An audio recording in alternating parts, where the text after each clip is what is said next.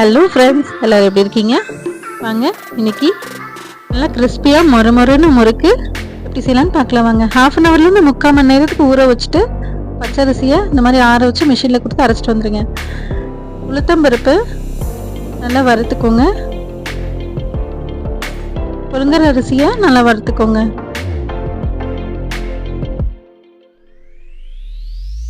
மாவை சல்லடையில் கொட்டி நம்ம அரைச்சி வச்சுருக்க உளுத்தம்பருப்பு பொரியரிசியும் கலந்து அரைச்சிருக்கோம். அதையும் பெருங்காய பொடியும் சேர்த்து நல்லா கழிச்சு எடுத்துக்கோங்க.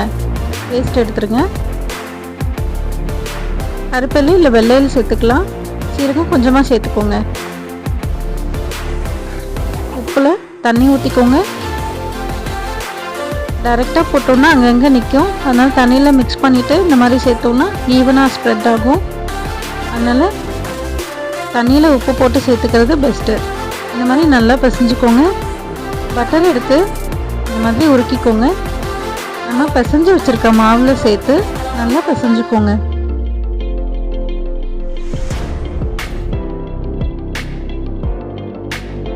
நல்லா பிசைஞ்சிட்டு இதை ஒரு 1/2 ஹவர் மூடி வச்சிடலாம்.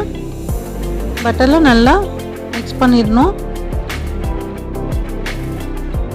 இந்த மாதிரி நல்லா ஸ்மாஷ் பண்ணி பிசைஞ்சோன்னா சாஃப்டாக வரும்.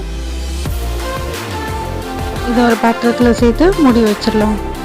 இது 1/2 ஹவர் கழித்து எடுத்து பார்த்தோன்னா இப்படி இருக்கும்.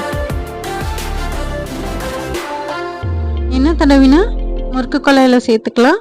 எண்ணெய் கூட தடவணும்னு இல்லை, ஏன்னா இது ஒட்டவே ஒட்டாது.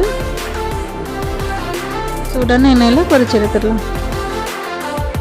கிருஷ்ண ஜெயந்திக்கு நம்ம கையால் செஞ்சு சமைக்க பிடிக்கிற சந்தோஷமே வேறு தான். நம்ம வீட்டில் இருக்கவங்க ஹெல்த்தியாக சாப்பிடுவாங்க. கடையிலலாம் ரீசைக்ளிங் எண்ணெயில் தான் பொரிப்பாங்க. நம்ம வீட்டில் ஃப்ரெஷ் ஆயிலில் பொரித்து நம்ம குழந்தைங்களுக்கு கொடுப்போம். அது ரொம்ப நல்லது, ஹெல்த்தி கூட.